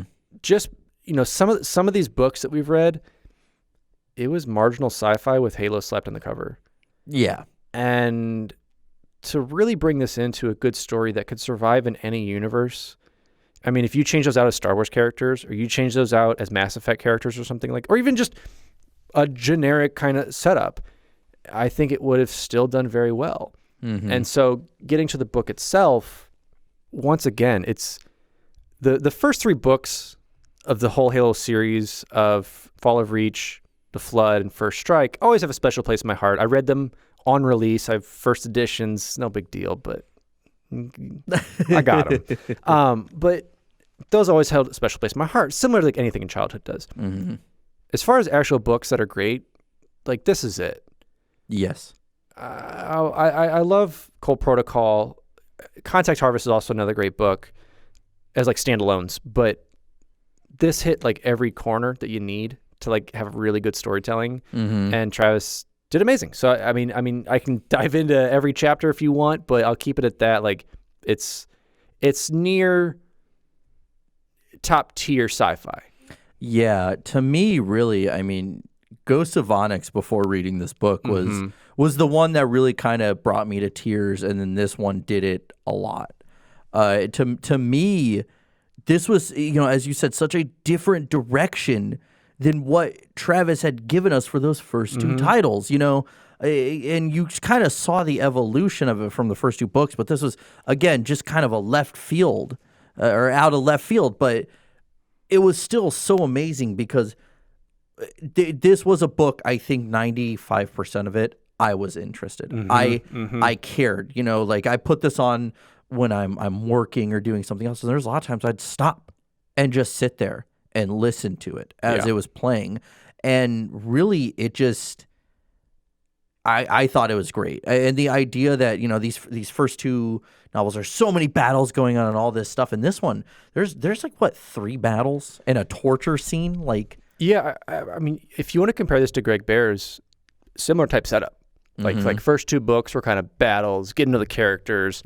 Then the third book, at least for Greg Bear, stepped back, gave you more insight, on the didact and librarian and the whole thing. So I think that took it in its own way. You know our opinion on it, but this took it in a way that not only surprises you, but surprised you in a great way. Yeah, because I mean, it's so many times it was like, how's Staffan gonna die? Is Naomi gonna kill him? Or what's gonna go on? Oh, I panicked when you texted me, and I was like, oh, this is actually a pretty good book so far. You're like, I feel so bad for Staffan. I'm like, what do you mean you feel so bad for Staffan? Well, dude, when's the last time that we were covering a book and you called me on the phone just to talk about the book, just to go, dude, this book is amazing. I'm not even kidding. Yeah. Alex and I texted and talked on the phone about this book while we were reading it because of how excited we were. This is like when you first cracked open like Harry Potter as a kid, and you're like, Oh, Harry, what are you doing? Why do you got stones and secrets? and the person saying that is from Boston. Exactly. But no, I mean, Alex and I multiple times were texting and talking on the phone about this because it was really I think really impactful for both of us because it was also it was fresh. Yes. I don't think we've ever gotten anything like this in Halo to truly, at least in the book medium. Yeah, like, Halo 3 and ODST and Reach had a little bit of sad parts, but really nothing like this. That was just like you became so invested in these characters. And again, to the fact that when every second that Staffan was learning more about Naomi, it was just like my heart was beating fast, so fast. But I mean... Yeah, I would say game-wise, obviously ODST came the closest to telling a story like this, especially Sadie's story. Yeah. Like to come that's so humanizing to it. But yeah, as far as the games, nothing really truly close to like the way they told this. And to me, as I said, Ghost of Onyx was, in my opinion, the best. But I think after reading this is my favorite Halo novel now, through and through. If I'm ranking it, probably 9.5 out of 10. 9.5 out of 10. You're jumping right to it. 9.5 out of 10. I mean, and I believe it or not, I thought about that rating for a long time, and I said, really, I think that's it. I mean, that's one of the higher ranks. I've given a book, but I mean, good book. This is one of the few Halo books where I'll say I will probably revisit it again because I want to pick up little details I might have missed. If I had to give it a rating, let me set this down real quick. If I had to give it a rating, I would probably go like 17 cheap colony beers in Venezia. Obviously add in some weird bar snacks that you really can't eat, but they're great for throwing at people. They're just really crunchy. It's a tough thing. Even if you soak it in beer, plus beer, obviously. Minus Kig-Yar chickens, plus the taste of them, which would probably be pretty good. Probably be kind of gamey giant chicken meat. Divide that by the amount of tears left on my pillow crying into this book that I listened to, times how cool Staffan Sentzke was. I mean, that equals best book. I agree with it wholeheartedly. Good. And yes, and with that, we have sullened you. And we'll bring you back for our outro for fun things, cool things, new things, old things, and of course, things. So, of course, we want to start this off by thanking our patrons. We hit you every episode, but just want to thank them because this makes it possible. It made it possible to get some really cool stuff started for you guys. The day you're listening to this, not the day I posted it. Posted a cool story on Instagram. We got some really cool stuff coming out for you. That's going to be some visual medium, a couple other things. Very requested things, mind you, that we are going to be giving you guys here soon. It's going to be soon. But I want to thank those patrons today. We've got Charles Zitter, Taqtix, Skyjack, Harvey Chong, Brendan Reshetar, AngryCanadien, ZZ Slipaway, Grant Dillon, Duststorm, Mr. Chofe, Cowyn Fong-Feliciano, DragonFire, James Yervasi, Jonas, DGamer1298, Alejandro Jaramillo, QuantumEasy, thatLIgamerguy, Jamie Sneed, McCrae Austin, Mega, Thomas Goulding, Nick Hyman, Tuna0317, Brendan Christian, Richard Scanland, and LetMeBeFrank. And let me be frank with you all. Thank you so much for supporting us. Thank you. And if you have any questions about our Patreon, you can find it at patreon.com/finishthefight. Or if you want to message us on either Facebook, Twitter, or Instagram after you've liked and followed those pages, and you have any questions about that, please let us know. We are happy to answer them. And as always, we are on Apple, Spotify, CastBox, YouTube, anything you can think of. Go subscribe to us on any of those channels. Give us a thumbs up. If you want to give us a starred rating, please do that on iTunes, as well as, give us a written review because we love seeing that stuff and it kind of makes us feel very, very special. Yeah. And if you haven't already, join our Discord. Join our Discord. A lot of discussions there. And Jesse and I are super active with it. Love seeing the fans. Love hearing from you guys, what you like, what you don't like. Then we kick you after that if you don't like anything. But love having you there and just, going through this experience with you. Exactly. And lastly, we kind of revealed some of this to you guys, but our content calendar is shifting through the end of the year. We're going to be shifting for now to covering just the game mediums. So you'll be getting your Halo 5 soon. I know you're a requesty guy on Instagram. I know you. It's coming. But yeah, we're going to be finishing up the games. Yeah, we'll be doing, Halo 2 Anniversary, Halo MCC, Halo 5, Wars 2, even Spartan Strike and Fireteam Raven. Yeah, and one big thing that we're doing, I titulated a little bit, we'll be doing some streaming. Mm-hmm. So we got the gear, we got the fun stuff. We're doing a huge New Year's Eve special, let's say. Mm-hmm. So tune into our Twitch, which we'll have linked below, and a couple other places for you to go to. We're still getting that ironed out. We're two old men figuring Twitch out, so we got this going for us. Yeah. But New Year's, we got some real big things for you. So we'll be teasing that some more, but this is kind of just the first little soft announcement we got for you. Yeah, kind of a 0.5 announcement. Yeah, 0.5. This is our beta announcement. 0.5. We will have more answers for you, but just know that from now until the end of the year, we are getting all of those games out of the way with, and we're going to have a shift of content here soon. So we're really excited and just ready for 2021. Yeah, 2021, as they call it. Oh, as those kids call it. As those kids call it these days. And so, yeah, our next episode will be Halo the Master Chief Collection. Mm-hmm. And with that, I'm your host, Jesse Reiners. And I'm your host, Alex Kendall. Thank you for tuning in to Finish the Fight, a Halo podcast. Halo. It's finished. No, I think we're just getting started.